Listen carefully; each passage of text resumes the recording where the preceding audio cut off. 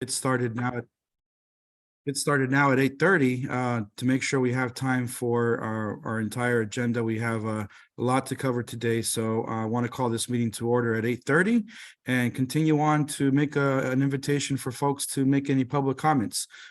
Here in the meeting, you can come off mute, raise your hand, and we invite you all to make public comments. Si tienen preguntas o comentarios que quieren compartir, los invitamos que levanten la manita virtual o prendan el micrófono y compartan sus comentarios. So let me just take a pause to welcome any comments, either in the chat or off mute or raising your hand. Jesse, I'll invite you to help me track that, but let's give it a couple minutes and see if anybody wants to share.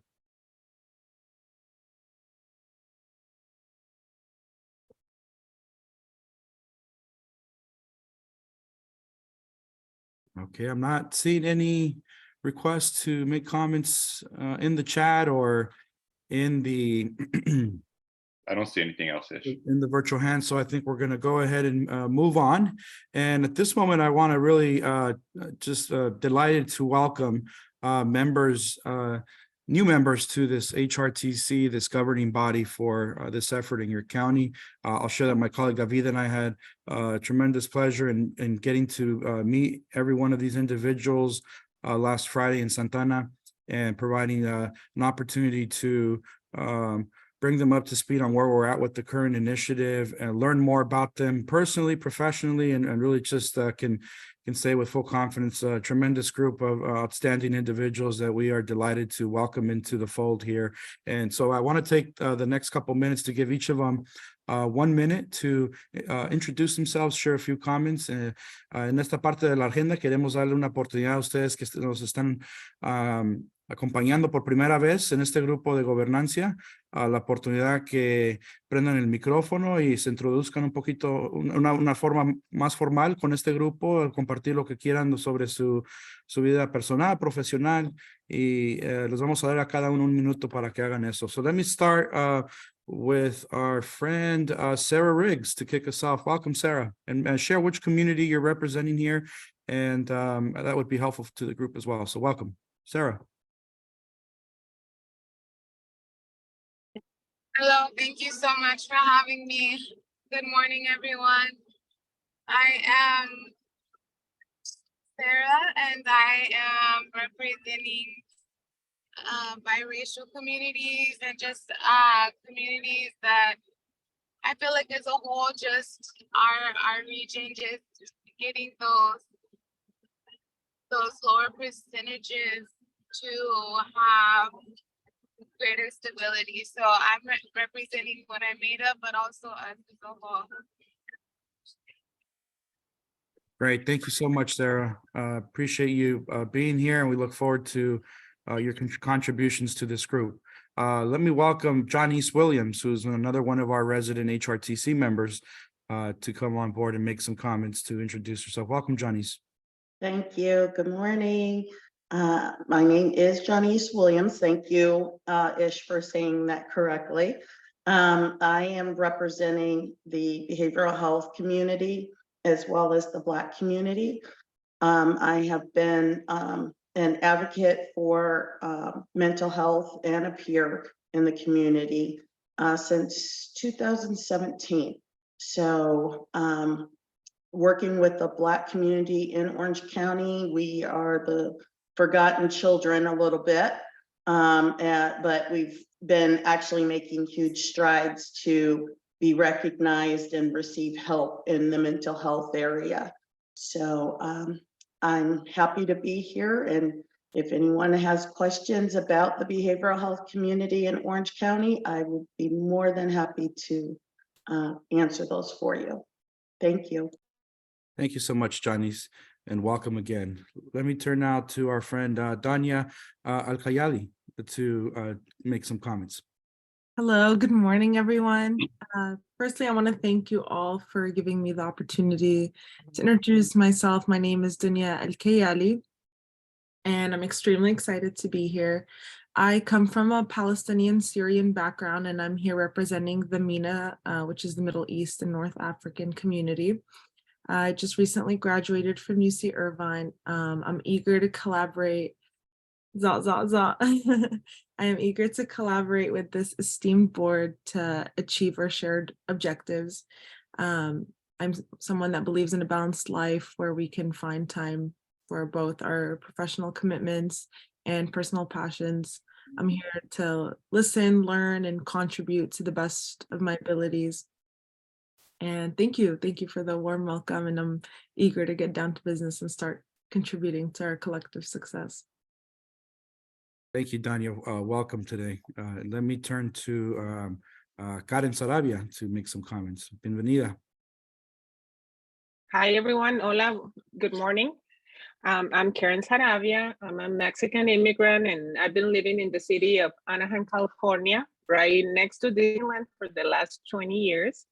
I'm a dreamer in every sense. I'm one of the thousands of undocumented students that came to the US at a young age and were granted temporary legal protections and still in limbo. I've been involved in a variety of nonprofit organizations in Orange County for the last 12 years. For instance, organizing community events for El Centro Cultural de Mexico, and also as a community health worker during the pandemic. I'm currently part of the Cooperación Santana project, a cooperatives project.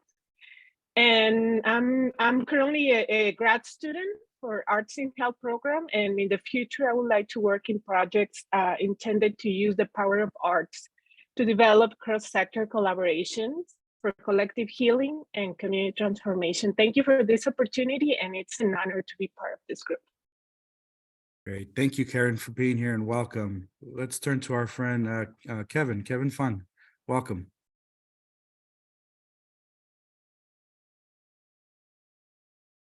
Kevin, are you there? If not, we'll come back to you. Okay, we'll try Kevin in a little bit. Sokolin Test, let's turn to you. Welcome.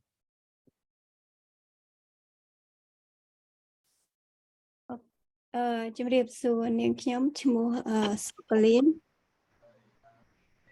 នាងខ្ញុំមកពីសង្កាត់អាណា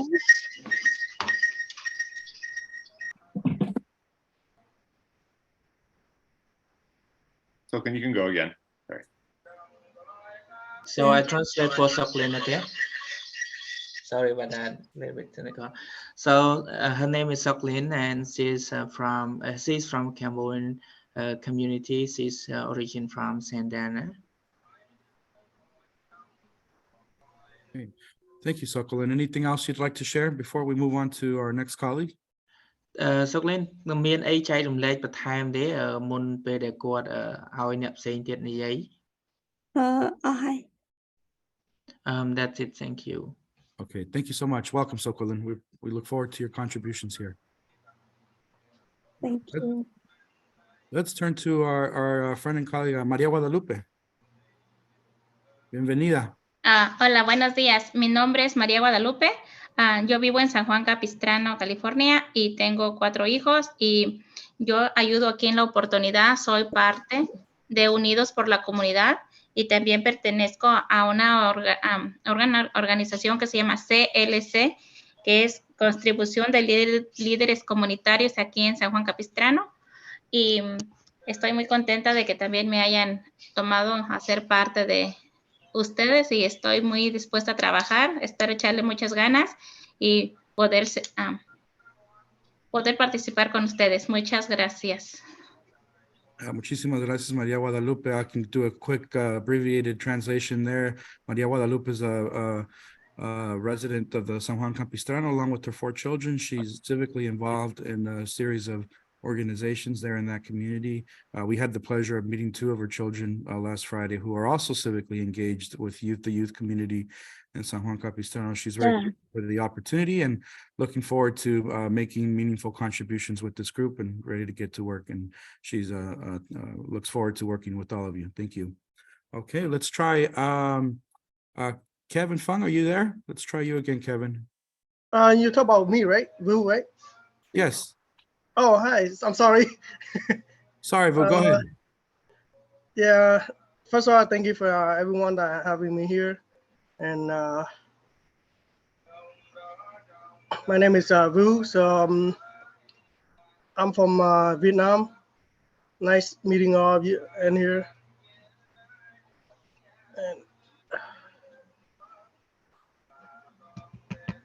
And sorry, I don't know. I'm No, just That's great, Vu. Anything else you want to share with the group? sorry. I'm just like kind of came shy, so No I don't know worries. what to say. Not a problem. You did great, and we'll certainly continue to welcome you to make comments. So thank you so much. Thanks for being here this morning. We look forward to working with you. Thank you so much. Absolutely. And I think last but not least, we have our colleague and friend Apolonio Cortés. Señor Apolonio, ¿me puede escuchar? Sí. Bienvenido. Si gusta contribuir unos comentarios, una introducción más formal de usted en su vida personal, profesional, aquí lo que guste compartir con el grupo. Tenemos un minuto para hacer eso. Gracias. Sí, mi nombre es Apolonio Cortés, pues soy residente aquí de Santana. Prácticamente llevo como 27 años. Y pero la verdad apenas hace como 13 años que empecé a involucrarme aquí pues sí, con grupos comunitarios. Y para mí ha sido algo grandioso. He aprendido un poquito, bastante, yo digo, acerca de los problemas de la comunidad. Y sobre todo, pues creo que es importante este espacio. Y gracias por invitarme, gracias por permitirme ser parte de este grupo, lo cual aprecio enormemente. Y gracias por los compañeros también. Esperamos que todos podamos contribuir de alguna forma y podamos realmente lograr el cometido para el cual está funcionando este grupo. Y pues aquí estoy. Y nada más así rapidito. Yo estudié acupuntura en México, pero aquí estoy haciendo reflexología. Cualquier problema de salud, sobre todo, principalmente problemas de dolor específico en cualquier área del cuerpo. Hago reflexología. Muy bien. Qué bueno. Le agradezco mucho su introducción, sus comentarios. Just to quickly provide an abbreviated translation, Mr. Cortés Apolonio has been in the United States for about 27 years. He's been civically involved in Santana in various ways for the last 13 years. He studied acupuncture in Mexico and practices reflexology here in Orange County. And, is really takes a strong interest in health and well-being issues related to the community, and is really thankful for the opportunity to be part of this HRTC. Looking forward to making meaningful contributions alongside of the other resident HRTC members to try to meet the objectives of this collective county effort alongside of all of you. And he's really thankful for the opportunity and is looking forward to working with you all. Well, señor Apolonio, gracias. Bienvenido. Okay, well, thank you so much. Please join me in giving a round of applause and a warm welcome to our friends here who are new colleagues at the HRTC. Bienvenidos. Welcome, everybody. We certainly look forward to their contributions in the coming months and years. We are going to move on to HRTC member comments, and we may have an announcement or two from HRTC members on any events or initiatives that are related to the SURF efforts that we want to give a chance for you all to come off mute, raise your hand and share. So let me open the floor if anybody wants to contribute anything. Si hay algo que ustedes ya miembros de la mesa de gobernancia aquí quieren compartir, tocante unos eventos que tal vez próximamente estén programados, con todo gusto los invitamos que compartan. I see a hand. Ana Ursula, welcome. Thank you. Good morning, everyone. Bienvenidos. Welcome to all the new HRTC members. I just wanted to share that we put on a community forum already as part of the outreach, or an early outreach and engagement effort. We might have shared before, we've been interested as community-based organizations on research strategies that involve impacted community members from the beginning. So our forum was a participatory action research forum, and it was done in collaboration with Cooperación Santana, Latino Health Access, Thrive, Cielo Community, Cambodian Families, and a few other partners. And we were able to convene 112 participants already and capture a lot of good data input and participation that we're using as community as data to share with the research team and hopefully see as part of our regional plan part 1. So we look forward to that, and we'll actually be doing another 2 as well, spread out throughout the course of our SURF terms, so that there continues to be an opportunity for folks to be the same folks to be engaged, and obviously new folks are welcome as well. So we'll do a better job of sharing this ahead of time in case you all have folks to you want to connect to this in the future as well. Thank you. Great, thank you, Ana. And I'd say that share that Jesse Benron, my colleague David Loaiza, and I had an opportunity to participate in that event. It was well attended, put together very nicely, and came with some delicious mole as well. So kudos to all of you. We have Tony Simons. Morning, everybody. So I am working with the American Indian Chamber of Commerce, and our big expo is happening in July. And I'm going to be down there for all 4 days. We're at Agua Caliente Casino, and our approach to engagement with the California Native American tribes are one-on-one conversations. We feel it's best. And so I'm going to be down there. I'll be talking about it to the group, but I'll be having conversations, and just wanted to share that. We'll also be doing specific things just with this HRTC, but we're working across a couple regions. Great, thank you, Tony. And we certainly welcome information after today's meeting to circulate that to a degree that's possible. So appreciate that. We'll take one last comment from Josefa. Welcome, Josefa. Thank you. And I'm simply just echoing Anna's reflection. And I particularly wanted to help provide a little bit of context for those who aren't as familiar with these types of convenings at the neighborhood level.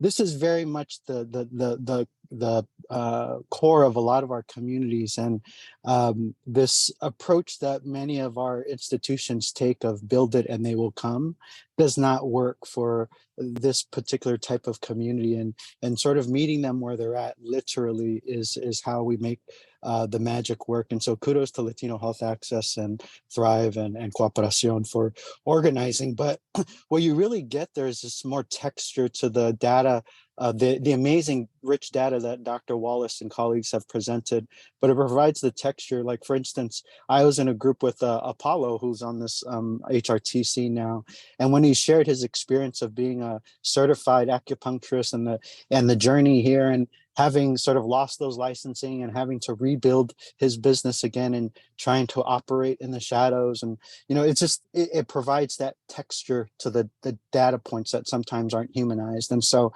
I really encourage those who aren't as familiar with that, that type of engagement, that when these events come up over the next couple months, that you come out and observe and witness and engage, because it really is powerful to see the voices come to life. So just wanted to share that. Thank you. Great. Thank you, Yosef, and thank you all for your comments and contributions this morning. Let me turn it now over to our colleague and leader here, Jesse Benron, for some updates from the state on the timeline. Go ahead, Jesse. Thank you, Ish. Very generous using the term leader. But David, if you could share the slide. Again, we just want to reestablish, I know it's been comments before about where have we gone, where have we been? And so again, just primarily today, we are wrapping up a lot of the remaining research, the remaining pieces. You've all seen the draft of the regional plan part 1 in your packet. So step 1 is the deliverable of the regional plan part 1, and we're going to try to do that this month and next month. I'll explain more later on the agenda about some of those opportunities to participate, but then we move into the strategies conversation, right? So currently, as it stands, we have the research data. Then we move into strategies, and then we move into projects. So we are very close to finishing up the data or research side of things. That's where we stand today. So I just wanted to make sure that we were kind of level setting with that. And again, when we talk about timelines, we will have to see how conversations about the Surf Catalyst Fund go to determine again exactly how we're going to sequence out the rest of the meetings.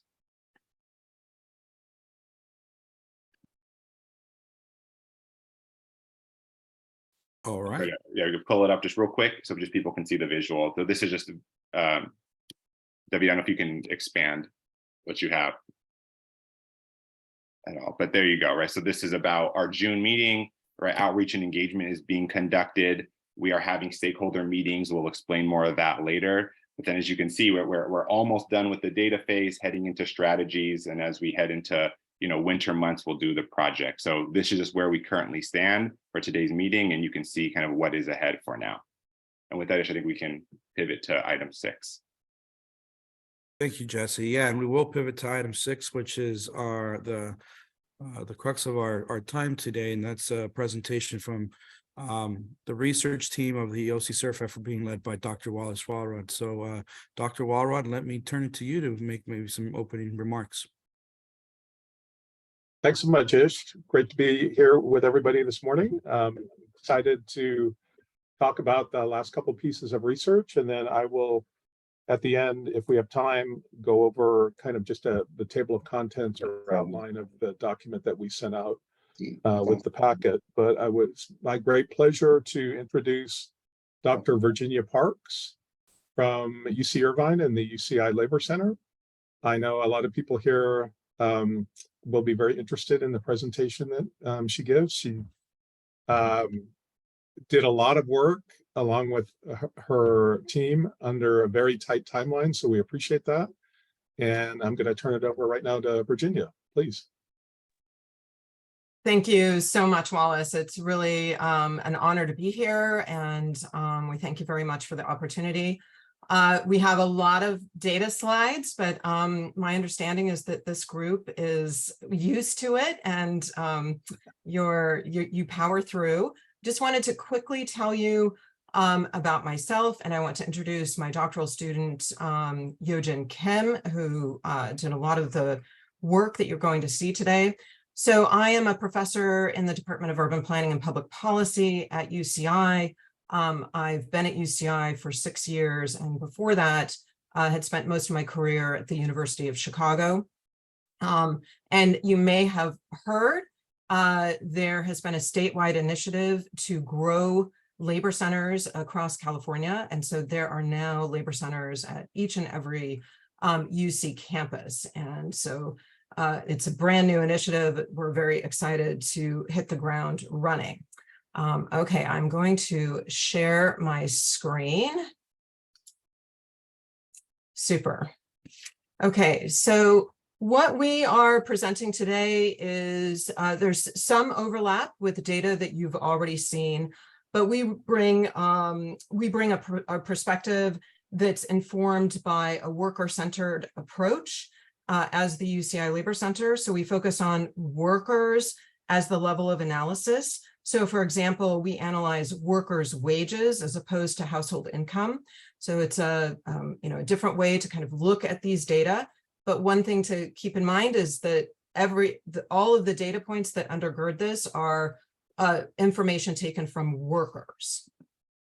So just to give you an overview of where we're going, we're going to quickly just look at employment changes. I know you've seen some of this, but just to contextualize this presentation, then we're going to look at median wages. And just as a reminder, a median wage is right in the middle of all wages. So an easy way to think about it is that half of all workers earn a wage above that median wage, and half of all workers earn a wage below that median wage. And so we're going to show you median wages in Orange County by gender, race, industry, and occupation. And then we're going to take you through some unionization data for Orange County and give you a little snapshot of what we call union wage differentials, which are the differences between wages earned by workers who are covered by a union contract and wages of workers in the same job who are not covered by a union contract. So first off, just to give you a sense so employment change in Orange County, of course, this captures the pandemic. So we're getting a snapshot right before the pandemic And then as we're just barely starting to emerge out of the pandemic, so we saw a contraction in the Orange County labor market of about 4%. It's clearly the impact of COVID. And 2021 data, which is the most recent publicly available data at the worker level, we're catching the economy in the recovery mode. So these data will be updated in this coming fall, and that will provide us another snapshot on what I believe we'll see is this trajectory of recovery in Orange County. So I just wanted to talk about the data a little bit. This is all publicly available data. All of our results can be replicated by anyone.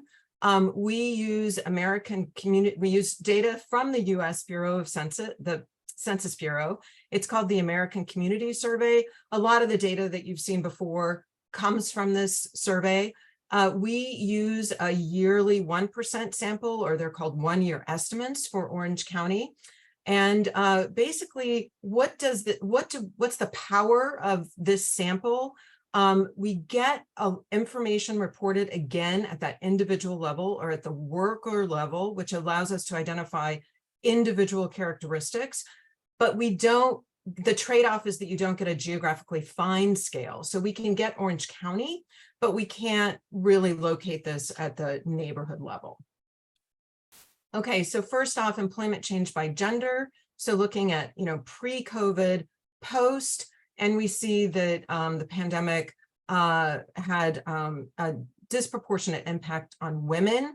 So they had a job loss rate of about a little over 4%, and men at about 3%, and that tracks with national trends. And many experts attribute this to the fact that women were the ones who were staying home, who, particularly if they had children and they were homeschooling or I shouldn't say homeschooling, they were schooling remotely. So then what we just used the major racial and ethnic categories. You can drill down a little bit more, but these tend to be very common. The other category are folks who, this is all self-reported about racial ethnic identity. So these are folks who particularly report 2 or more racial or ethnic categories. And so we see a large group of folks there. So we see that white workers, their share of the labor market decreased about 8%, Latinx workers about 5%, and the rest of the group, actually others, increased to some degree. I do want to say we don't really know what drives this. So economists talk about composition effects. So it could be that you see a decrease because workers lost jobs, but it could also be because workers left the region, right? So their share or composition of all workers shifted. So I just want to, say we need to be mindful that there can be different reasons that drive these trends. Okay, this is a big table. I realize that. So I just want to walk you through it. What we did is broke down Orange County by every major occupational group. These are very common occupational groups that are used by analysts. And what I did is the orange identifies the industries where we saw the greatest number of job losses, and then green is industries where we saw actually some job gains. And so we're possibly looking at, they maybe didn't lose many jobs and they're already on their way to recovery. So you can see here that the occupations that lost the greatest number of jobs are not surprising. Food preparation, construction, and personal care and service. So those are your nail salons, hair salons, occupations like that. And then occupations that grew are your more technical occupations. So you see here, computer and mathematical, 13%. This is interesting. And so yesterday, Jen and I drilled down on this a little bit more. And, this is probably meat. So it depends upon how people answer the survey. but I would say, oh, I'm a social scientist, or I'm an urban planner. Urban planners end up here. So these are life, physical, and social scientists. Okay. Domestic workers would be, it depends upon how they answer, but most of them would be in personal care and service. But sometimes I'm trying to think, that's where I think people have identified most of those workers where they fall. And I'm not going to be able to answer all questions in the chat. I'll try, because I also want to keep moving, and I'm also sometimes distracted.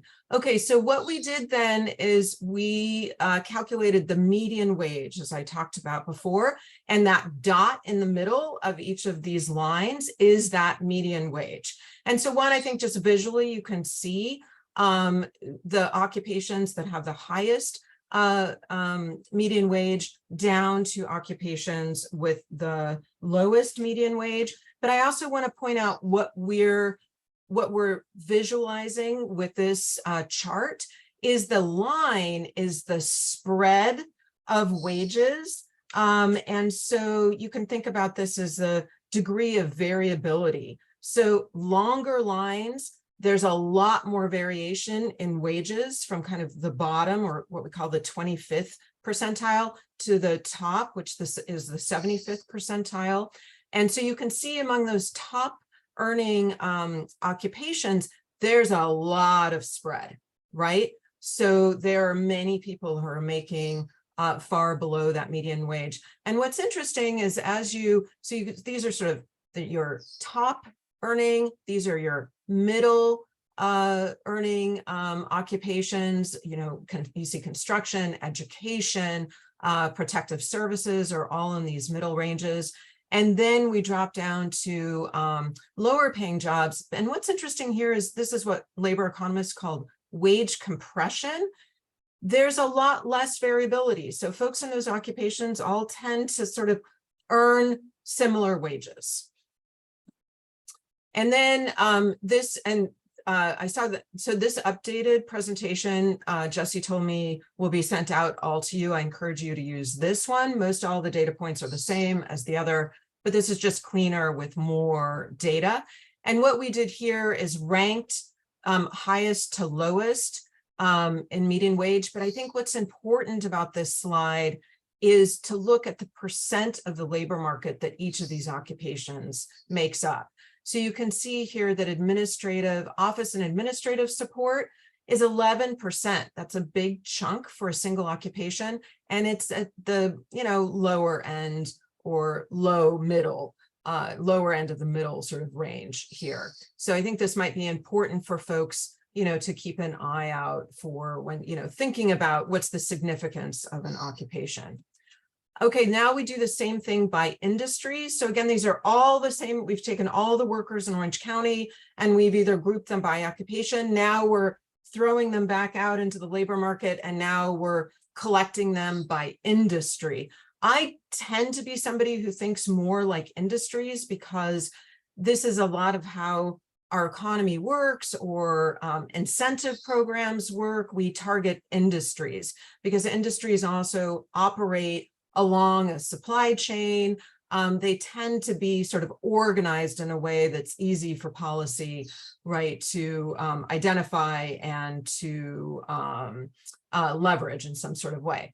So I just want to say your top industry here is management of companies and enterprises, but that's not all management jobs. This is actually a very small industry. I just want to point that out. Next, you get a much bigger industry, professional, scientific, and technical services, and that does map very closely to that same occupation that I was talking about before. But you can see here that here are your higher wage jobs. It's your scientist, utilities pay very well, your finance and insurance, information, which is everything from newspapers to digital content, and public administration. And then you have your sort of middle tier industries, paying industries, but these are many of the middle class supporting jobs, manufacturing, education, construction. This is a huge industry in Orange County, healthcare and assistance. And then you see your lower wage industries, transportation and warehousing, retail trade, arts, entertainment, and recreation, a lot of your tourism jobs, and accommodation and food services. And again, the same table, I don't want to overwhelm you, but I just want to point out it's exactly the same graph from top, from highest to lowest, but here you can see the size of in each industry. And when I just want to point out that healthcare and social assistance in Orange County as a single industry is a very large industry. Educational services as well, that's going to be all of your K through 12, UCI, Chapman, other, educational, your community colleges, all of those jobs fall into that industry category. Okay, and so now I'm going to turn it over to Yo-Jin, who's going to talk through our calculation and identification of good jobs.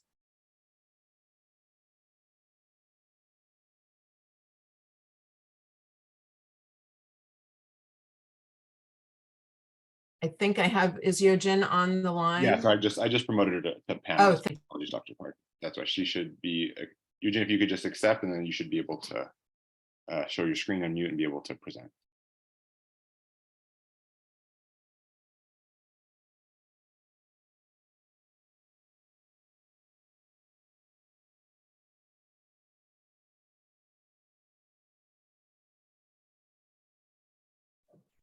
I was just going to keep sharing my screen. Hi. Through. Oh, great. Hi, thanks. Yeah, Zoom had me rejoin as a panelist, so it took a second. Thank you for your patience.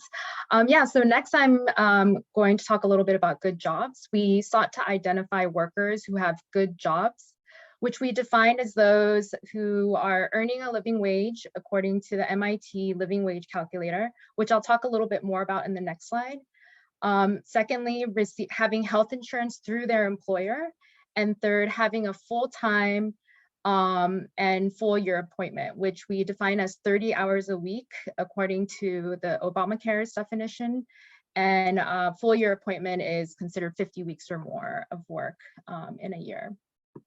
And this definition was set in line with other researchers, including the Bay Area SURF research teams.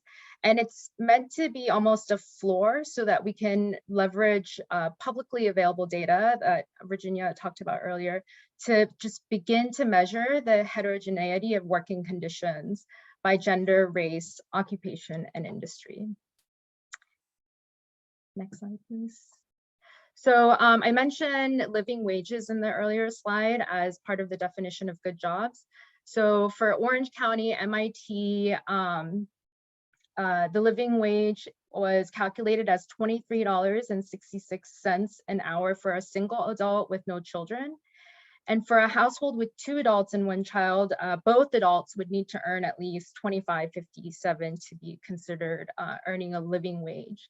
And the MIT folks define living wages as the hourly wage needed to cover basic family expenditures plus all relevant taxes. So basic family expenses include food costs, childcare, housing, transportation, other necessities, broadband, and what they call civic engagement, which includes education and entertainment.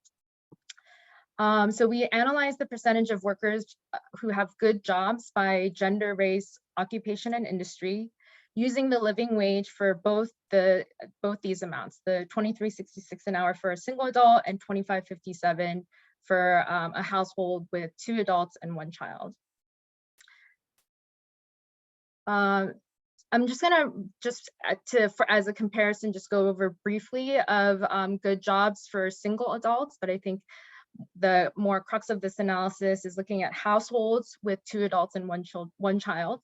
Using the current population survey data, which is another publicly available data set that has a smaller sample size, we have estimated that at least 830,000 workers in Orange County have good jobs according to this definition. So earning living wage, having employer-sponsored healthcare, and having full-time, full-year employment. And so the 830,000 workers in Orange County have good jobs, which is about 42% of all workers in Orange County. And in terms of gender, men are more likely than women to hold good jobs. we estimated 47%, so almost half of men have good jobs compared to 38% of women. And then so in comparison for in terms of households with 2 adults and 1 child, over 770,000 workers in Orange County held good jobs, or 39.2% of all workers in Orange County. So this is about 60,000 workers less than the definition of good jobs using the living wage for a single adult with no children. In terms of gender disparities, again, men are still more likely to hold good jobs under this definition, 43.5% of men compared to 34.6% of women. And the gender gap is similar to the previous definition. So men are about 9 percentage points more likely than women to have good jobs using both definitions of living wage. Next, what we did was looked at the racial breakdown of workers in Orange County who have good jobs according to the living wage for 2 adults and 1 child. And as you can see from this table, white workers are most likely to have good jobs, almost 50%. And then on the other end, Latino workers have the smallest percentage of good jobs. And here, this is also another big chart. So I'm just gonna talk about a few of these occupations. Yeah, so this chart represents the percentage of workers in each occupation who have good jobs. And so as you can see here at the top, towards the top, management workers who hold management occupations are one of the larger, if you can also recall from some of the previous slides, they're a large part of the workforce in Orange County, and they are also very likely to hold good jobs. So almost 2/3, 64.5%. And the other, this makes sense that a lot of the other occupations that had high median hourly wages, so business and financial operations, computer and mathematical, architecture and engineering, life, physical and social sciences, all of these are also, the workers in these occupations have, more of these workers have good jobs compared to installation and construction, who are kind of in the middle here. Just under 1/3 or around 1/3 of these workers have good jobs and who hold these occupations. And then at the other end, we have personal care and service, food preparation and serving related workers who are only 3.5 or 1.6% of whom have good jobs. And then in terms of industry, good jobs by industry, similar to management occupations, workers employed in the industry of management of companies and enterprises are most likely to have good jobs, around over 2/3. And workers in the utility sector also have a high rate of good jobs. But then all the way at the other end, we have only 5.5% of workers in the accommodation and food services sector have good jobs. And then other highlights include, let's see, 14% of workers in the arts, entertainment, and recreation industry have good jobs. So yeah, a wide range in terms of industry and occupation who have good jobs. Thanks, Yojin. I didn't mean to move to the next slide so quickly. I thought there was another one, but thank you so much. And if you have any questions about the good jobs, I'm happy to answer them, but Yojin really is the expert in all of those different metrics, so she can speak to those issues. So lastly, hang in there, we only have a few more slides. We wanted to look at unionization. Now, I just want to say up front that there is very little data in the United States that captures unionization. The one place where we do have information about both union membership and union coverage, so that would be workers who are covered by a union contract, whether they are a member or not, is the current population survey, which is administered primarily through the Bureau of Labor Statistics, but also in agreement with the census. This is really a gold standard survey. It's the survey that, you know, when you hear numbers on the radio about unemployment and such, it's from this monthly household survey called the Current Population Survey. So it's an excellent, excellent survey. And it is the one place that we have this question about union membership and coverage. The limitations are, because this is a survey that is constantly happening every month, it's very, very expensive.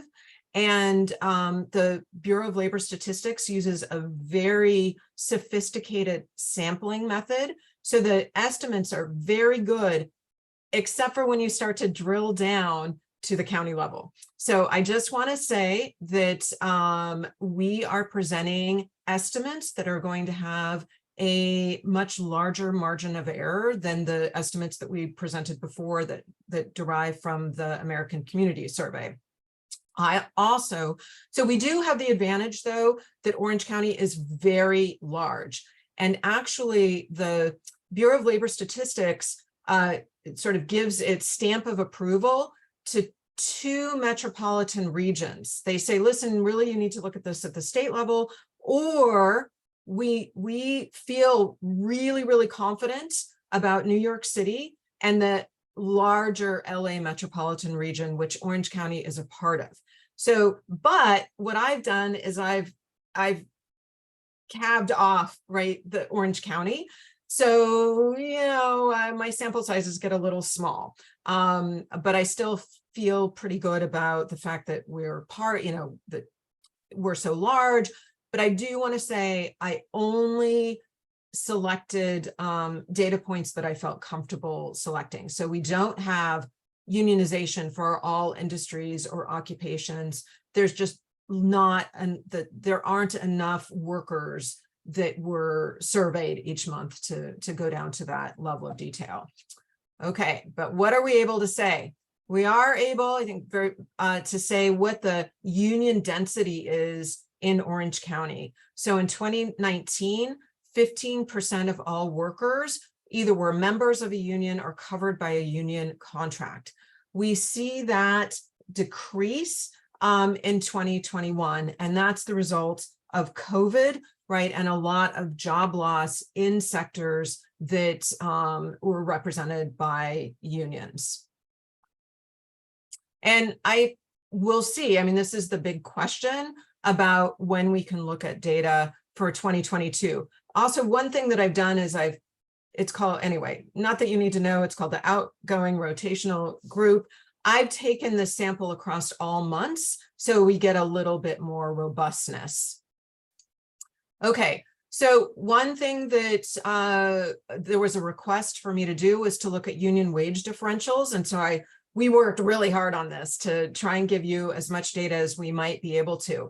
So here you can see what the union wage differential is, the difference between a worker who is covered by a union contract and workers who are not. So we can see in 2019 that union wages were 30% higher than non-union wages in Orange County.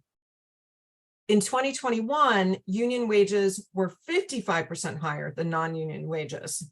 Okay, and these are median wages for all workers across all industries and occupations in Orange County. So you might say, whoa, what's going on here? Union density dropped, but the union wage differential increased. It's not surprising. Maybe, you know, just kind of have to sit with it for a little bit.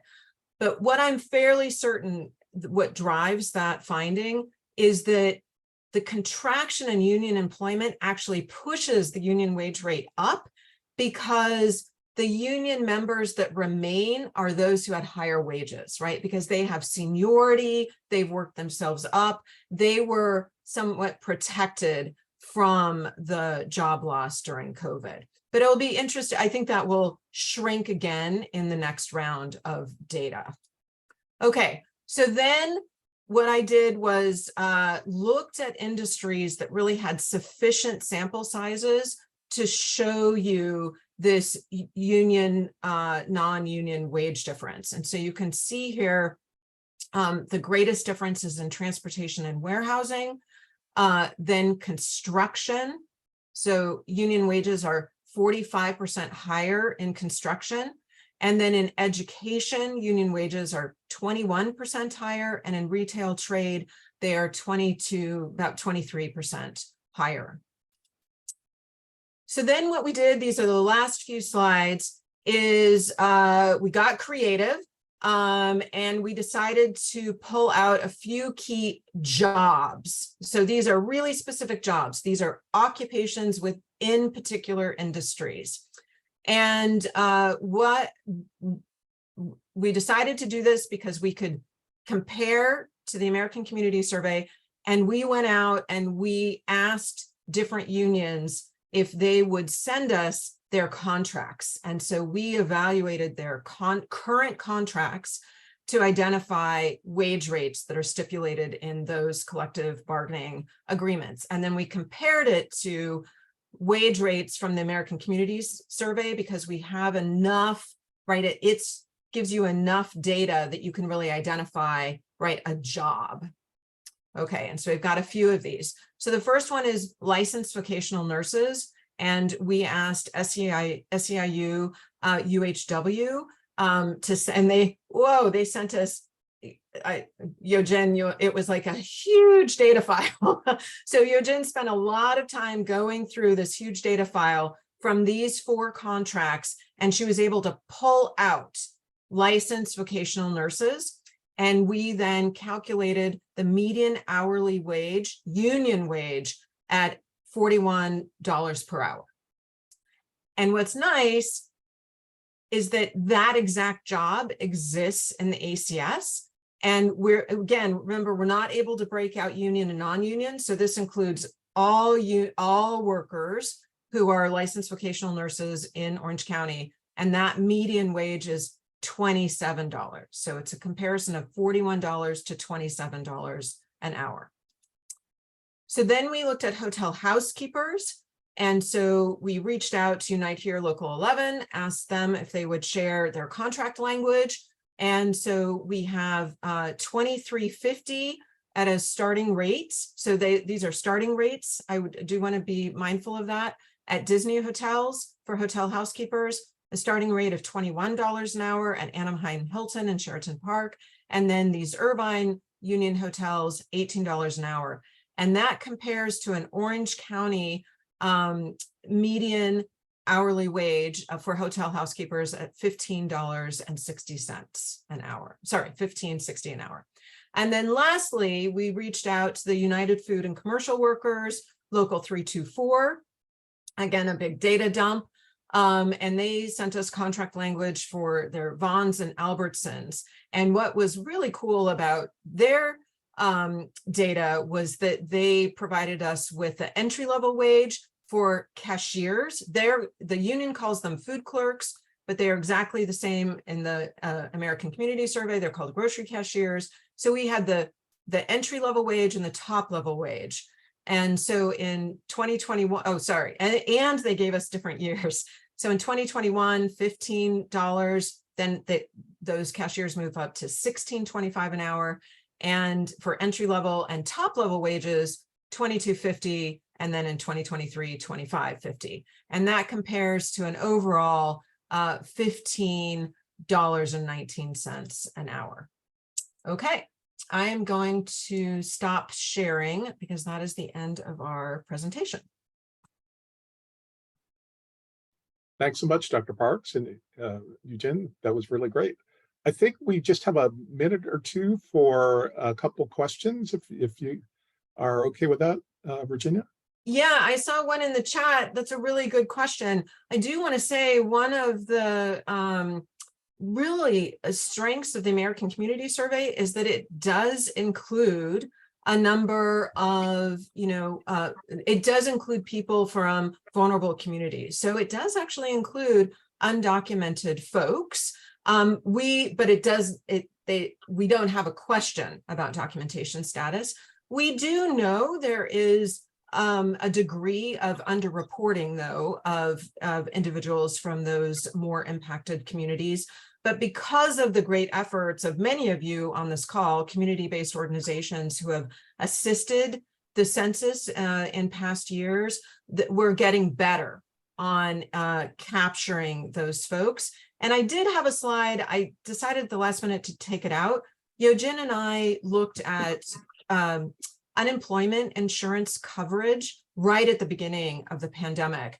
And we used some pretty innovative metrics to identify neighborhoods that would be hard hit to capture exactly that question that you had. And clearly it's our, our more immigrant neighborhoods in Santa Ana and Garden Grove and other cities that had the lowest levels of UI coverage. So there are other ways that we can get at that question of vulnerability. Okay. Well, so I'm going to let you, I'm going to. Go for it. Thanks, Virginia. Cesar? Oh, yes. Hi, good morning. Thank you for the presentation, Virginia. Just was wondering, is there a summary of like how many job categories are paying, let's say, I think I was trying to do the math here. It looks like about 75% of jobs in Orange County based on this data or by industry are actually paying $23 or less. Is that fair to say, or is there a different summary somewhere else that may indicate that? Well, and maybe you could email this. The slides that Yojin presented show how many jobs within an industry do pay, right, or do meet that standard. And remember, it's not just a standard of wages. We also said, because we were trying to get at that state definition of high quality jobs to the degree possible given data. And so employer sponsored healthcare and full-time work. But yeah, but you can send me a question later and I could answer that. Yeah, thanks, Virginia. There are some other good questions in the chat, but I think we have to move on and maybe we could follow up later, like you just said. Is that okay? Yeah, absolutely. Thank you so much. Okay, you bet. Thank you so much. A great presentation. I think very well received and very fascinating data. So next, we're going to move to Rebecca Alvarez from NP Strategies, and she is going to talk about our stakeholder mapping effort. Great. Thank you, Wallace, and good morning, everyone. I'm going to go ahead and share my screen. Just get this up in presentation mode really quickly. There we go. And I want to do a quick time check as well, Ish or Wallace, just to make sure that I manage time appropriately as moving through these slides. Yeah, I think 9:45 would be, so about a little bit less than 20 minutes.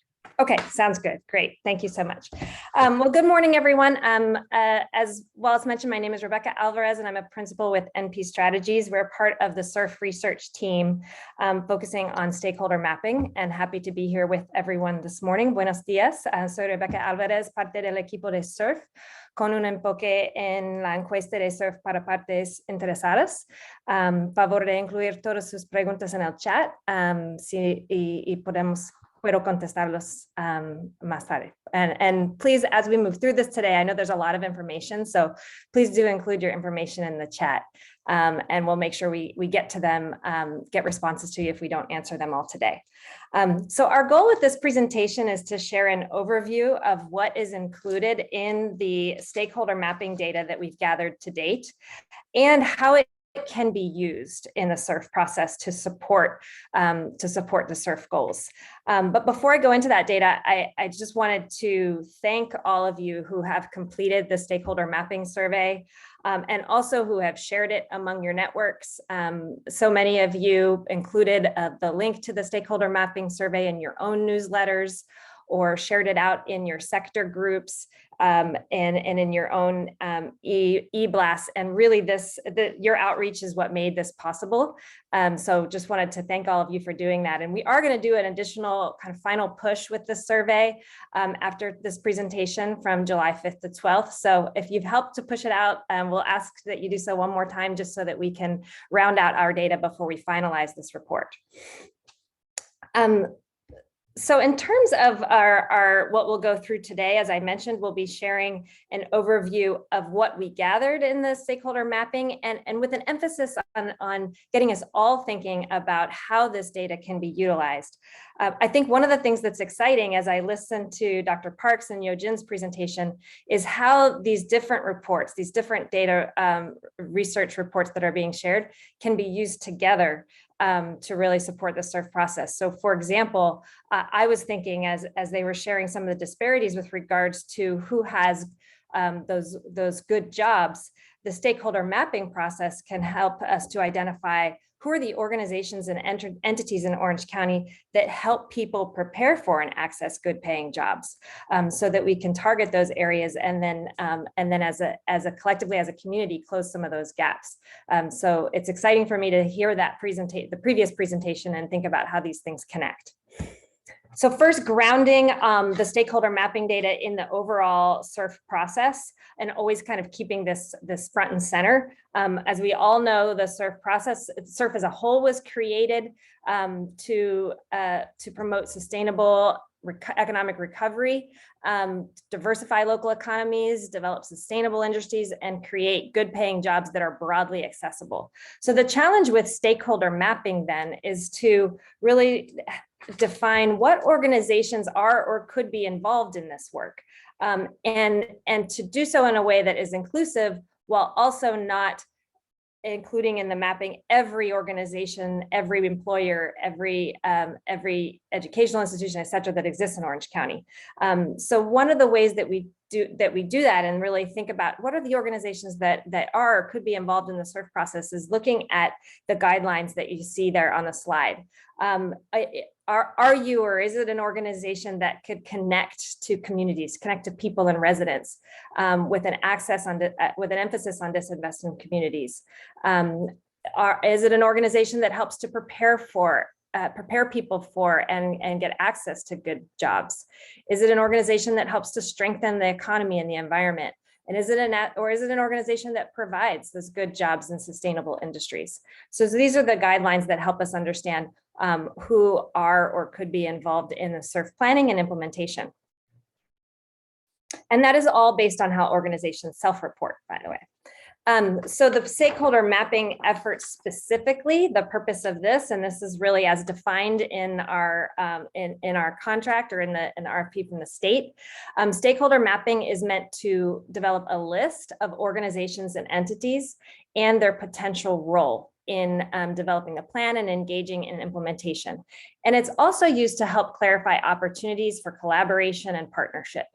One of the things I think that I've heard several times from as we've moved through the SURF process and I've sat in on different meetings is to clarify that the stakeholder mapping process, so this survey that we conducted, what we're sharing today, is the focus of it is grass tops as opposed to grassroots, meaning that it includes organizations and stakeholders that can help connect us to, connect with and represent the perspectives of others in their sector.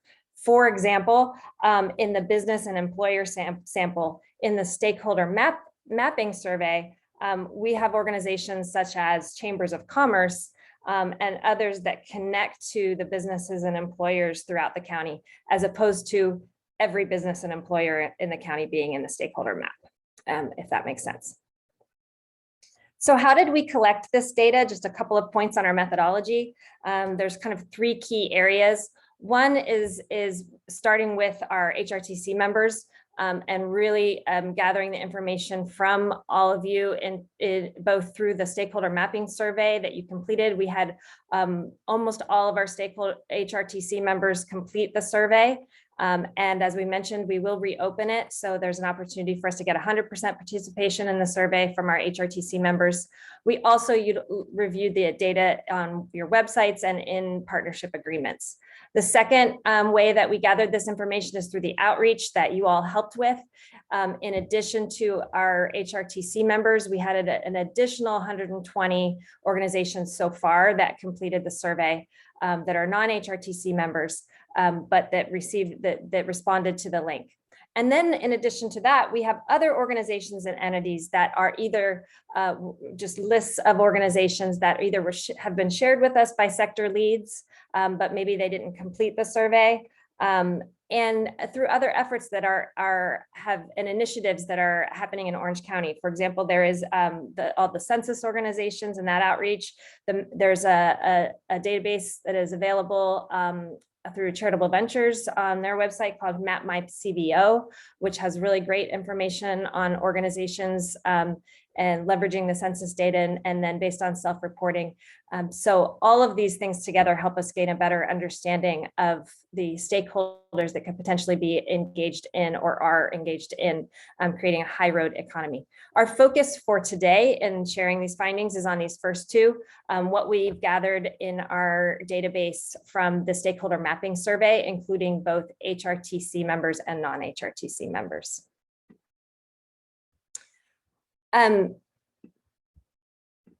So one of the things that we wanted to share is that one of the objectives of stakeholder mapping is to provide a list of organizations and entities that could be involved in SURF planning and implementation. And so I know the font is small on this slide and you don't have to delve into the details of this, but one of the things that we wanted to share is a screenshot, a snapshot of the database itself that we have built from the stakeholder mapping data we've gathered. The value of the stakeholder mapping really lies in this spreadsheet, because there are many things that we can do with the data. And so as we walk through this today and think about it, we'll share some high level summaries and aggregated summaries of what we've gathered. But I think the real value is looking at is asking, what questions do you have about stakeholders that could be involved, questions that could inform partnerships, and then we can utilize this data to answer those questions. Also, because we realize that the content that we've gathered from organization descriptions, contact information, communities served, geographic areas served, self-reported potential role in the SURF process. These are all of the types of data points that we gathered and are included in our stakeholder mapping database. We know that the value is in that data, and we want it to be able to be utilized by all of you, by the HRTC, to really inform partnership opportunities and strengthen partnerships. So we do want to share that we're working on how to make this information available to the HRTC. So please be on the lookout for an email where, if you do not want to be included in information that we share with the HRTC on the website, for example, you could opt out. But otherwise, we are working on formatting this database so that it can be shared in something that the HRTC members can all access in your sector groups and so forth, to inform who to engage and work with in various partnership efforts. So while I mentioned the various fields that are included in our database of stakeholder mapping, from organization name and contact information and geographies served and so forth, we also wanted to give a sense for the depth of information that we have gathered and that is included in our stakeholder mapping. So we can do aggregate summaries of the data, and I'll share some of those slides in a moment. But we can also, in this stakeholder mapping data, go down to the individual organization level. And this is where I think the richness of the data is really important and can really be utilized for strengthening current existing partnerships or forming new partnerships to meet the SURF objectives and goals. This is just an example of one of the records that we pulled so that you can get a sense for that.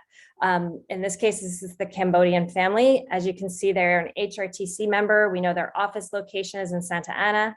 We've included the website here, but there's a full set of contact information in the database. The primary sector that the Cambodian family identified with was community-based organization, but also other sectors they identified with was disinvested communities. And as you can see, there's more depth information in here of how they describe the organization, more specifics on the geographic areas served. In this case, you can see that the detail that they included in there, and then a description of communities and groups served. So this is just a snapshot again, but I think can give a sense for how the depth of information that we have in the stakeholder mapping and how this might be able to be used. So an overview of some of the aggregate data. This is looking at stakeholders in our stakeholder mapping to date by a self-identified sector. This is based on all sectors, not just the primary or sector that best describes. For these sectors, we did utilize what was in the SURF materials from the state for consistency. But we know that organizations identify oftentimes with multiple sectors. So this includes whether you marked it as the sector that best describes your organization or other sectors that describe your organization. All of those are included in here. And one thing I do want to mention that is if you are part of a sector that you feel we have underrepresented in our data, that's another reason why we are reopening that survey and giving another opportunity to complete it. And we just ask that you help to promote that so that we can have a better cross section here.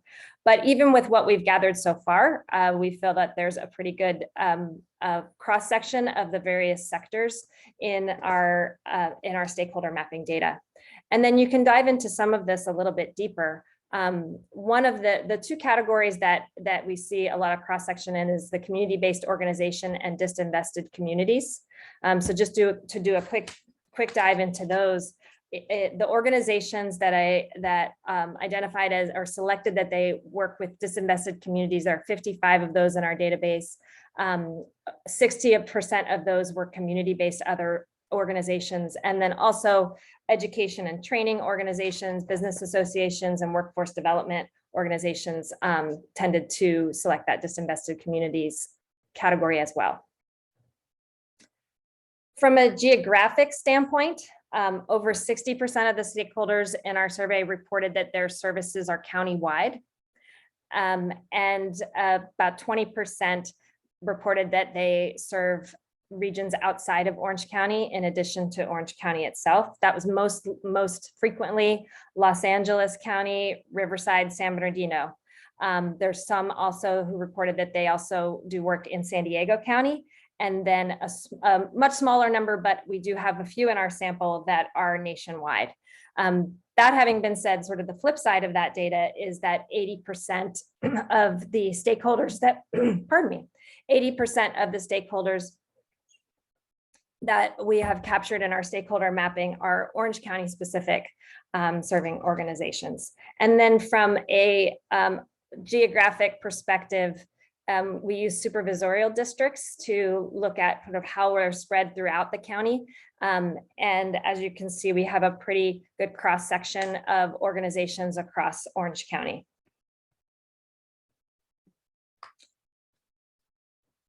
So in terms of how we will organize the lists of organizations that will be in the final report for stakeholder mapping, there's a couple of different ways to think about it. And of course, we have those 10 sectors that we just reviewed previously.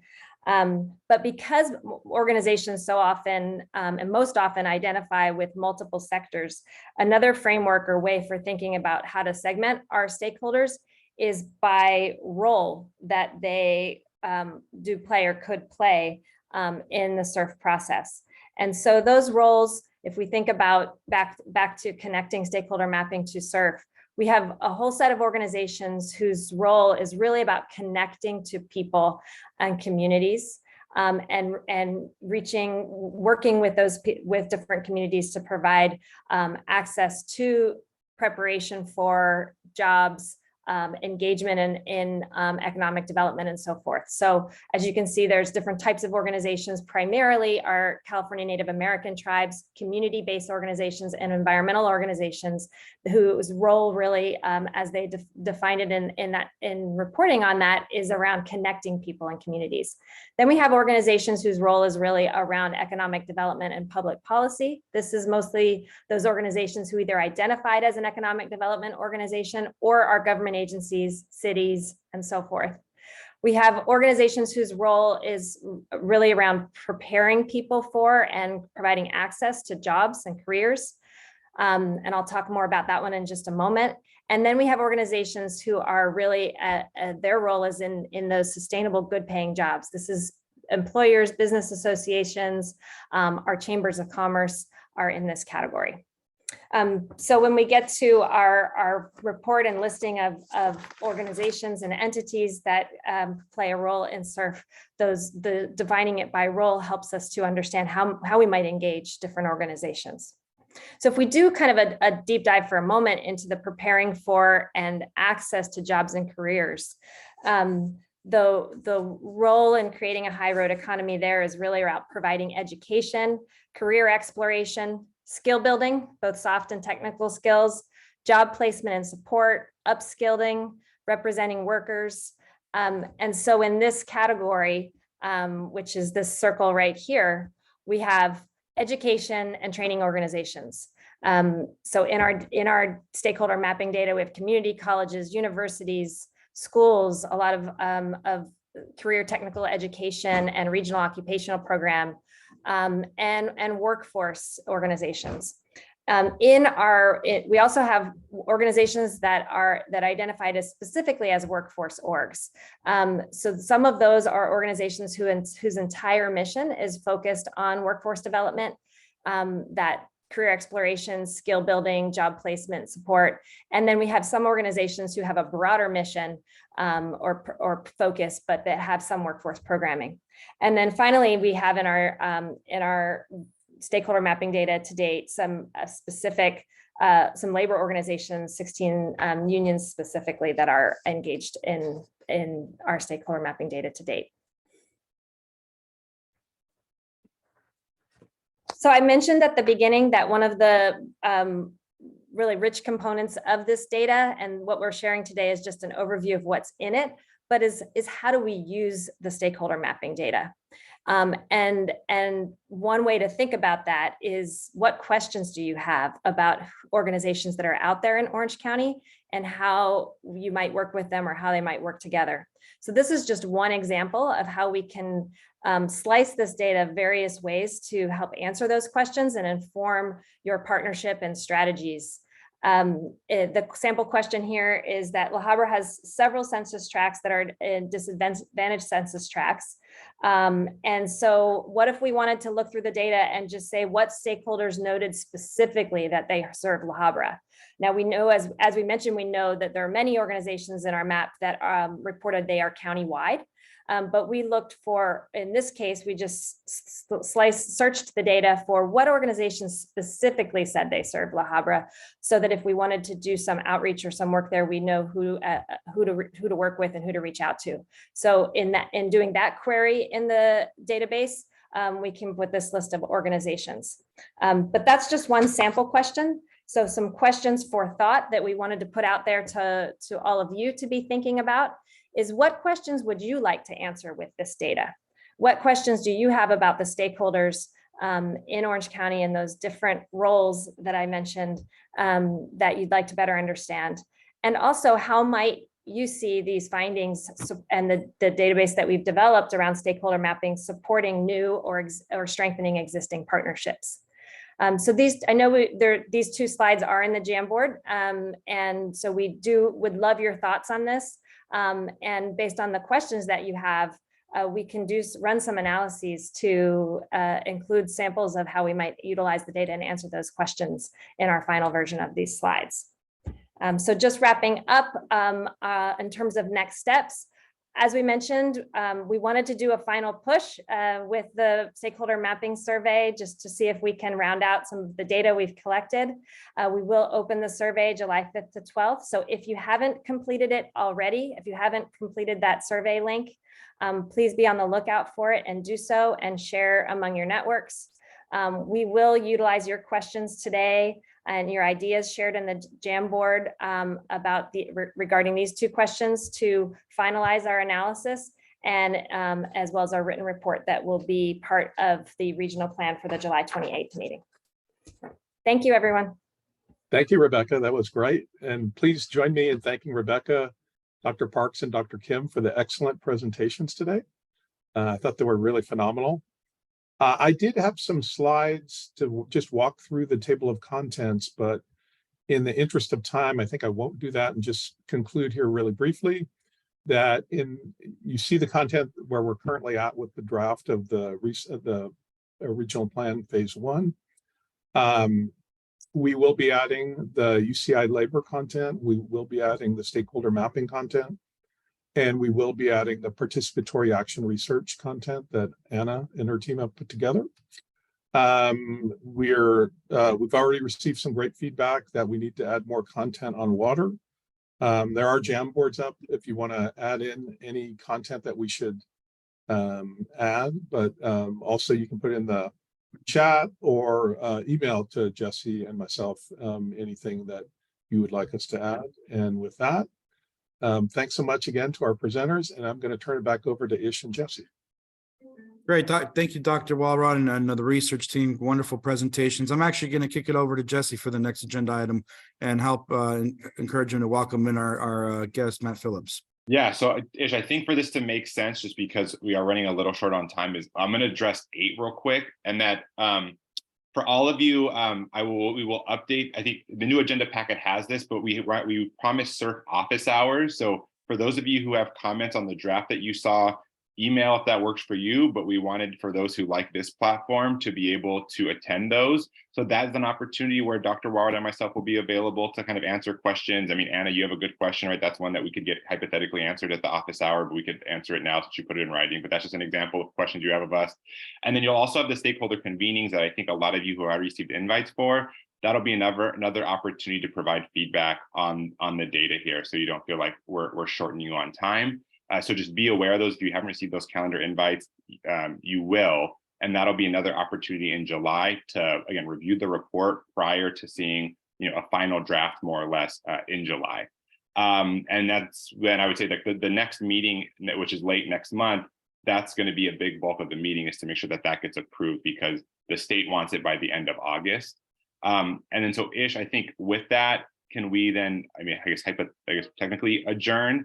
And then for all of you who can stay on and talk about SURF, we just don't want to cut that short.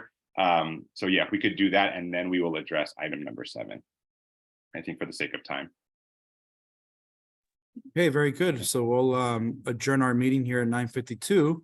And those of you that can stick around for this presentation, please do so. And so at this point, we'll thank you all for your participation. Encourage you to stick around. Thank you so much, Ish. Let me again get the slideshow. So for those of you, especially most of you were on the HRTC or have been part of the HRTC, you got a lot of this preview last meeting, but this is kind of a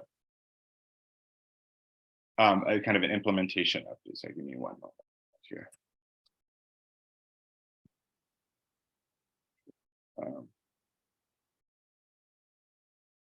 My apologies. I actually have the wrong deck up here. So sorry, bear with me. This is the old one.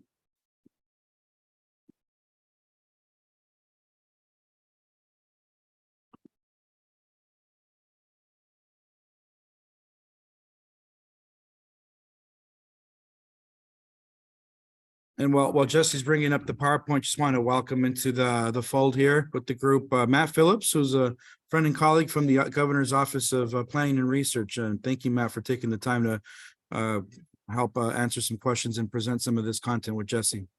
Anything you'd like to share, Matt? Matt, since you have one, sorry, my mistake. Can you run with yours for a little bit, and then we can kind of switch back to some of the things that I might have had, if you don't mind. Yeah, no, that sounds good. Let me just pull it up.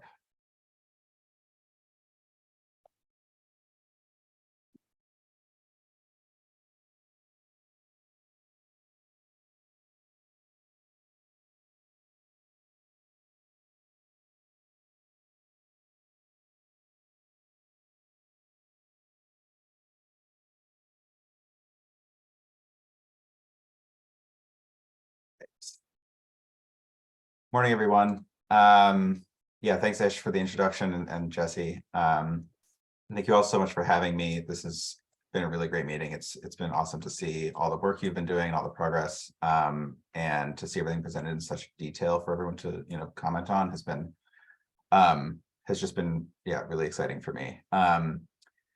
My name is Matt Phillips. I am a senior program analyst at the Governor's Office of Planning and Research, which is one of the 3 agencies that helps administer and run SURF.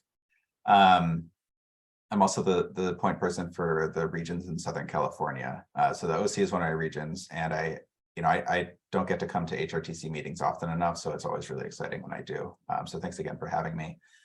I'm here to talk a little bit about the Catalyst program, which is a proposal to allocate funds for SURF into what we're calling a sort of a pre-development fund. So the broad overview is that when you're developing projects that come out of the planning phase, there are a lot of sort of steps that go into making a project, beginning in the sort of conception phase and making it actually a reality, right? And so one of the things we learned from the economic development pilots application process was that communities across the state, a lot of them don't have like ready to go projects which could be funded and then immediately implemented. They have various, stages of needs of projects. So some need another feasibility study, some need another community engagement survey, some need to undergo environmental review or assessment. So the pre-development is sort of a way to try to move projects along such that communities across California all have ready to go projects that can then maximize additional federal funding streams. We also know that, it's often the best resourced, most well-resourced communities that have these ready to go projects. And so that when there are additional funding streams, these communities are sort of able to say, okay, hey, we have a project that's ready to go. Let's just, change the name on the application and apply. And then they're able to win funds, which is great. But the need, for SURF to address disinvested communities means that we need to build up a pipeline of projects in disinvested communities that can then maximize those funding streams and apply for additional funds. We're also, so Catalyst, the Catalyst Fund, the Catalyst program, the idea is really to bridge the gap between the planning phase and the implementation phase, and to say, okay, let's take the projects that are being developed and the ideas that are being developed in the planning phase, and let's make them implementable. We're also doing this to alleviate some timeline constraints, which I know you all are very aware of. We have a deadline in the legislative mandate for the SURF funds to all be expensed by 2026, which only leaves about 2 years for the implementation phase for the projects to be, applied for, evaluated, contracted, and then to actually be constructed. And so 2 years is really not enough time for a lot of those projects, especially if they're projects that are in the exploratory phase or just in development during the planning phase. And so ultimately what we hope this means is that it's, more actual SURF projects that you leverage additional funding streams and bring more money to the region, which means more money for projects developed by and for disinvested communities, bringing those, money to the region to support those projects. Just to give a breakdown of what we're proposing. So what we're proposing is allocating $26.5 million to each region from the implementation phase. So the original $450 million pot, we would take about 345 million of that and put it and distribute it to each among the regions. And so each region would be eligible to receive up to 26.5 million. 1.5 million of that would be to continue the HRTC maintenance, to continue the HRTC process, these meetings. Right now, as it stands, as soon as June 30th, I believe it's June 30th, 2024 ends, the HRTC disbands, and that's the end of the planning phase.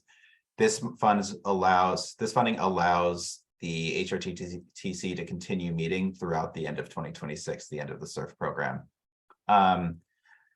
The other 25 million would be divided among various buckets. So, and there's a framework document which I can link to that provides more explicit breakdown of what these are, but we'd have 3 million to develop industry collaboratives, which would basically take the investments that are being, and the industries that are being prioritized in the planning phase and turn them into let's start turning those into projects, and let's start thinking about projects that could come out of those.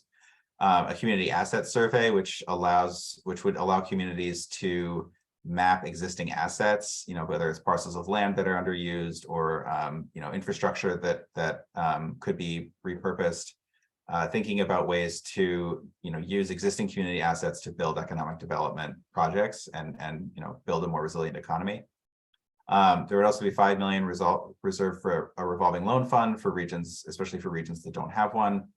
And then I'll skip to the last one, anchor institutions, which is funding to identify businesses or community infrastructure or institutions that are at risk of failure or at risk of leaving the region, which could then, we would be providing about $1 million. The region would provide $1 million to figure out, if there's a way to keep that institution in the region and keep its valuable contributions to the region to preserve those. The biggest bucket would be for project investment, which is what I talked about earlier, which is moving these projects from exploratory or what we're calling last mile. So those are projects that just need one additional hurdle to get over until they're ready to be funded. So this would be funding to develop those projects and move them along that process so that they're ready to go when there's additional funding streams. One note is just that these buckets, we have these buckets, these 5, but any region that shows that they already have done some of this won't have to do, they can explain why it's been successful for the region, and they can repurpose that funding into the project investment bucket. So, OC, if you guys have a revolving loan fund that's already been, which, I know you do, that's already been successful for the region, you can repurpose that 5 million and advocate to put it into the project investment. So there's flexibility here with these buckets based on, we did that based on a lot of concern we heard from regions that this was too top down. Just a quick overview of the timeline, because I know this gets confusing, but the regional plans are due, as you all know, at the end of August. What we would do here is then release the Catalyst program solicitation, and the solicitation would go out to just existing fiscal agency conveners. So it's basically, it's almost like extending the planning phase contract, but it's technically a new contract. But the idea is that the HRTCs that have already been working and the fiscal agents and regional conveners that have developed the capacity to run these processes, they would be eligible to apply for funding. But the funding would not be contingent on any of the planning phase being done. So we won't require you to have industries identified, specific investments identified. It'll be an application that asks the region to talk about how it plans to spend the money and to provide some guidelines and a budget. But we're not going to say, please pick your three industries right now and tell us what you're going to spend your money on, because that research that won't have been done until the end of this timeline, the regional plan part 2 due June 30th, 2024. But the reason we're doing it this way is because there's a 6-month contracting timeline for the SURF for EDD, the administrative arm of SURF, and that timeline isn't shiftable, unfortunately. It's a 6-month timeline. So we'd begin the Catalyst contracting in December, and the funds would then become available in May, enough time to provide overlap between the end of the planning phase and the beginning of the Catalyst. So there would be no gap of funding, so the HRTC would be able to continue working, uninterrupted beyond the end of the planning phase.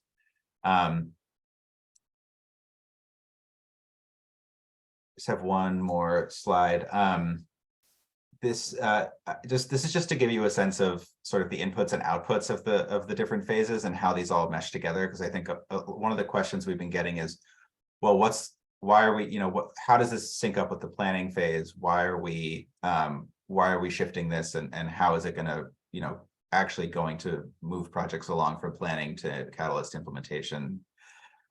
So out of the planning phase will come primarily the priority in industries and investments, which is the work that you all will do in the regional plans part 2, which is to identify what regions, what industries, and what investments would you like to make in the region.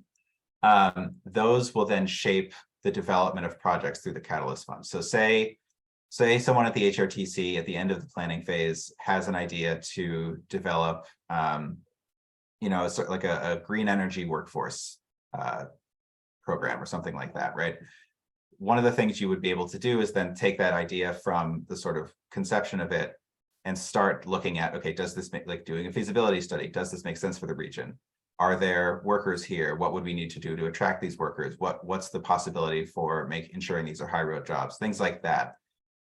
Investing funds so that you can then get that project started and see how it would work and if it makes sense for the region.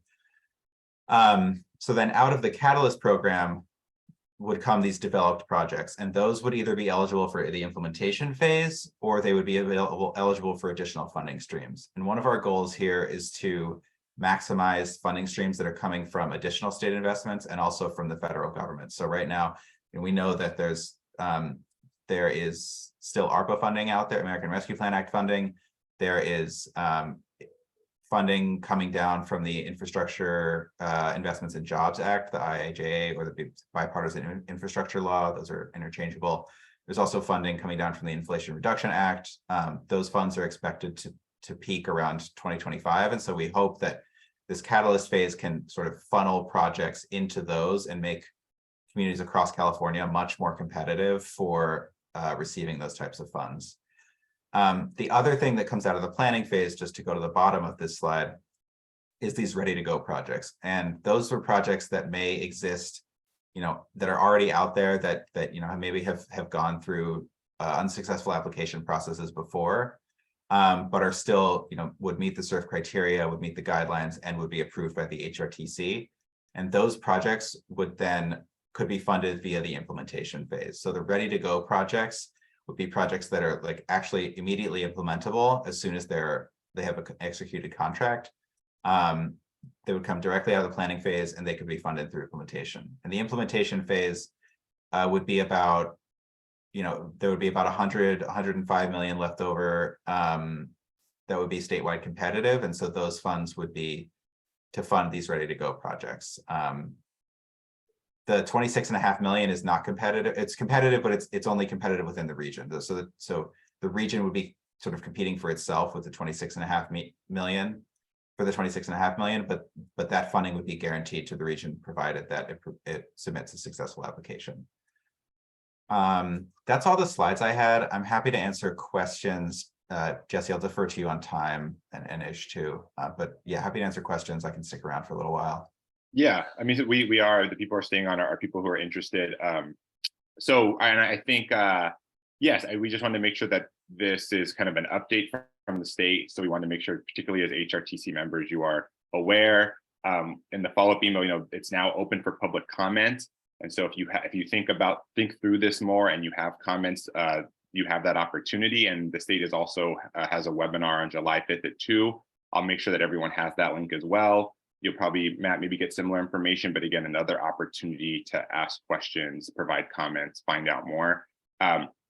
This is not finalized, but we just want to make sure as the state kind of moves in this direction that no one is caught off guard, and that anticipate that we're going to have to, write the proposal that Matt just talked about prior to that submission date in November. So that's something that we've talked about. We haven't been able to settle on a direct timeline of things because we wanted to see how this developed.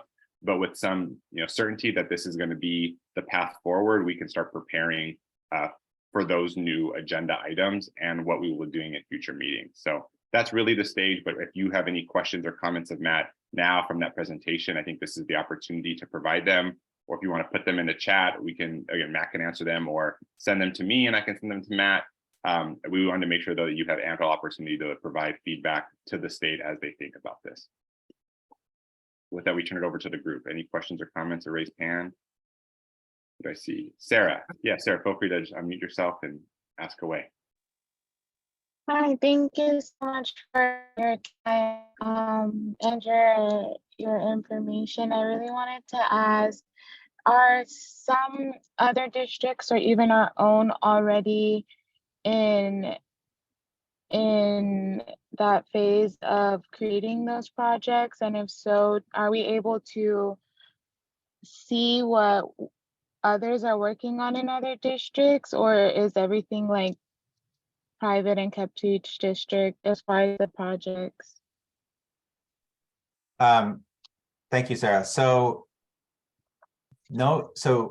as far as the SURF process is concerned, no region is underway developing projects yet, just because that'll be done during the regional plan part 2, which basically starts as soon as at the end of August, when the regional plan part 1 is submitted. So the project development hasn't really started. However, OC is a big region that is often very competitive for federal grants. And so there are a lot of projects out there that kind of already exist. We released a solicitation for projects earlier in the year for what we called economic development pilots. And there was an organization in OC, actually a member of this HRTC, that was awarded one of their projects. So that is to say there are projects out there. And one of the tasks of the HRTC in the regional plan part 2 will be to navigate how many, which existing projects out there we might want to adopt and put forward for the state and put forward for funding, and which types of projects might we want to say, let's start from the ground up. Let's think about this, like what would be a sort of an ideal project out here. Yeah, I'm sorry. Awesome. Did you have another part of the question? Sir, I will say, if it helps, I mean, I'm in communications with my colleagues, like LA, Inland Empire, San Diego, to where, in these conversations, those things can be surfaced to see if it aligns with what they're already thinking about. So it's really more, I think, to each region to disclose, as you mentioned. So that's something that we are doing because, again, we are very much interconnected to those other regions and our economy and our people. Thank you both for those I value your responses. That's good to know that there are some projects already here in Orange County that are working, and then just kind of starting this chapter as well. So that's very interesting, and thank you for your time. Thank you, Annie. Yeah, thank you. I just had some clarifying questions. So for the Catalyst program funding, it really isn't for ready to go projects. So it's really to get them to the point where they would be, a good project for the original SURF funding to fund, correct? The Catalyst program the idea is that it's not for ready to go projects. We're thinking about it as sort of, there's exploratory projects, which is something that the region might come up with and want to explore. And then there's what we're calling last mile projects, which are projects that maybe just need one more hurdle to get over before they'd be ready for implementation. So those last mile projects may be ready to be funded. If there's, just one other thing that needs to be done, they could potentially be eligible for implementation funding. Those last mile projects and the Catalyst is really to get projects prepared for additional funding that's coming down the pipeline. Okay, and just one follow-up question. Are there any restrictions to the Catalyst funding? Like, will it be available for like infrastructure funding, or is it really just like? That's a great question. There will be restrictions that come out during when the solicitation and the guidelines come out. They will likely, the main restriction is that, it has to, obviously it has to comply with federal or state law. And it has to also meet the SURF goals of equity, sustainability, job quality and access, economic resilience, and economic competitiveness. So those are the types of, we're looking for projects that meet all 5 of those and help develop, help build regions in those 5 ways.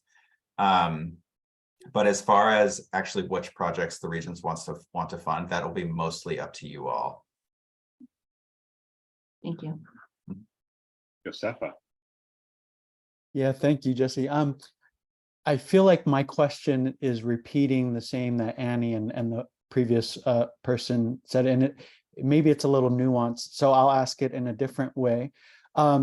Ready to go versus to be developed. We have a couple of collaborative pilot projects, one that's set for, say, later this year and one that's set for next year. Even though we have the partners and we're sort of ideating, I guess it's ready to go, but it's not planned for another few months. Again, I know this is nuanced. What category, how do we categorize ready to go versus catalytic to be developed? Yeah, Josefa, so the state will provide additional guidance as to like what those different buckets what those different types of projects and how to identify what they are. The basic overview that I can give you right now is that if your project, depending on what type of project it is, if it just needs to be if it just needs funding and then it could be implemented, even if it's just a planning process, right?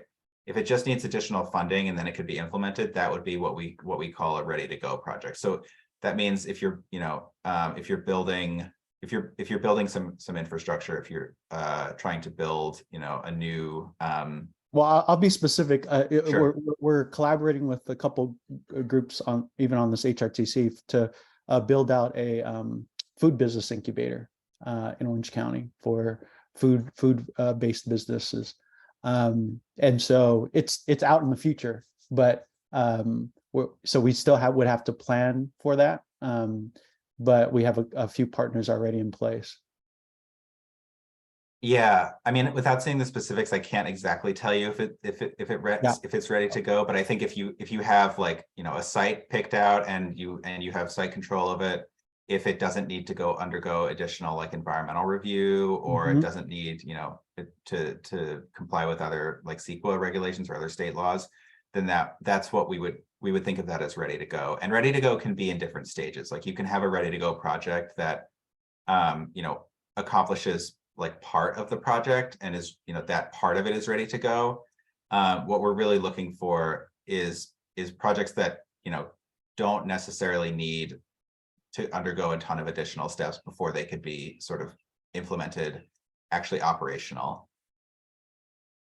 Okay, thank you for sharing. Yeah, we'll provide more guidance about what those are in the future. This is just to sort of present this idea, and the state is moving in this direction, and so to give you all a heads up that this is where we're thinking, and an opportunity to ask questions, and also provide feedback, because you guys are all the experts, and we're thinking across the whole state, so it's hard to know what each region will want to see, and so we just want to make sure it works for every region. Got it. Thank you. Any others? Again, you could in the chat if you're more comfortable. If not, we can adjourn. In this sense, Annie, you have another one? I'm sorry.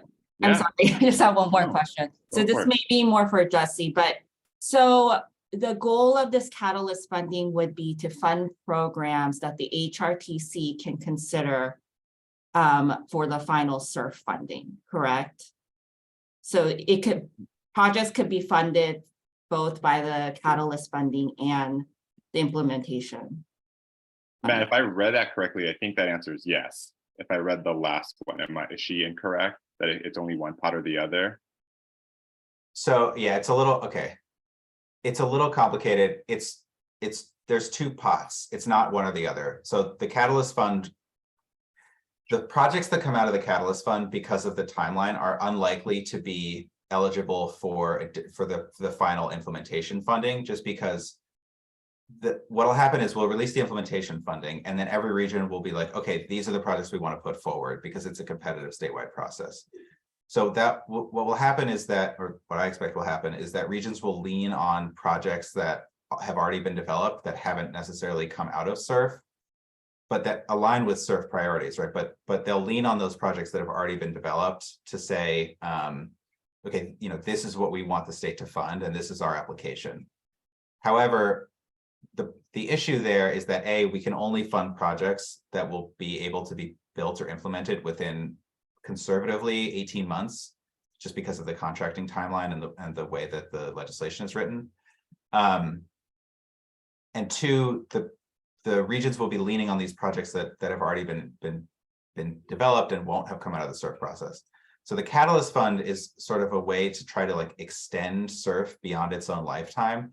So the projects that go through Catalyst, that get developed through Catalyst, while it's unlikely that the majority of them will be funded through the implementation phase of SURF, they will be eligible for additional funding later. And so what you have at the end of this, in 2026, is across the state a whole portfolio of SURF style projects that were developed according to the SURF process by SURF stakeholders, by the HRTCs, that can then receive additional like federal funding or additional state funding. So it's not so much like a one-to-one pipeline. It's more that like the projects, some projects will go straight into implementation, and then others will be sort of in this Catalyst program at various stages of development, but eventually moving along towards the part that being able to be fully funded. Okay, thank you. Mm-hmm. You again, anyone else? So just with that last question, so with the Catalyst funding, that project would be able to branch out and potentially even have like private funding. Is that correct? And then my second question is, with the implementation projects, would they have enough to not need future assistance, or would they also be able to have that assistance from federal, state, or private as well?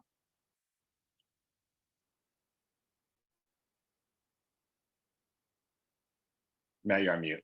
Sorry, thank you. If I'm understanding your question, I think any project is eligible to apply for other state or federal funding. It doesn't just have to be SURF implementation funding.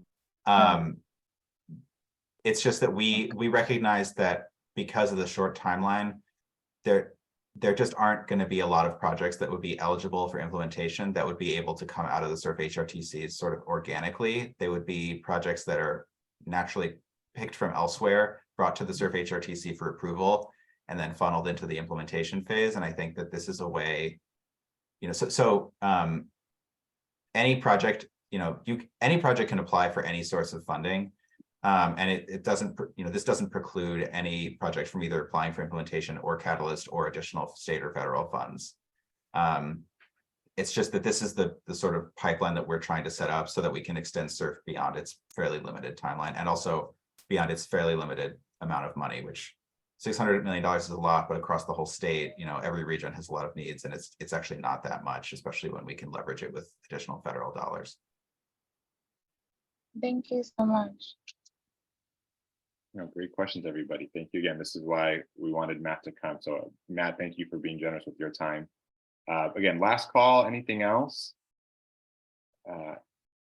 Then I think we're ready to kind of end this meeting in this capacity. And again, wishing everybody a great weekend. Maybe hopefully you're getting out a little early on a Friday and taking some of Monday off, and happy 4th of July for all. And I will communicate this recap, but see you all in about a month's time. Ish, anything else you want to add? No, just echo your comments. Have a great holiday weekend, and thank you for being here this morning. Take care, everybody. Take care, everyone.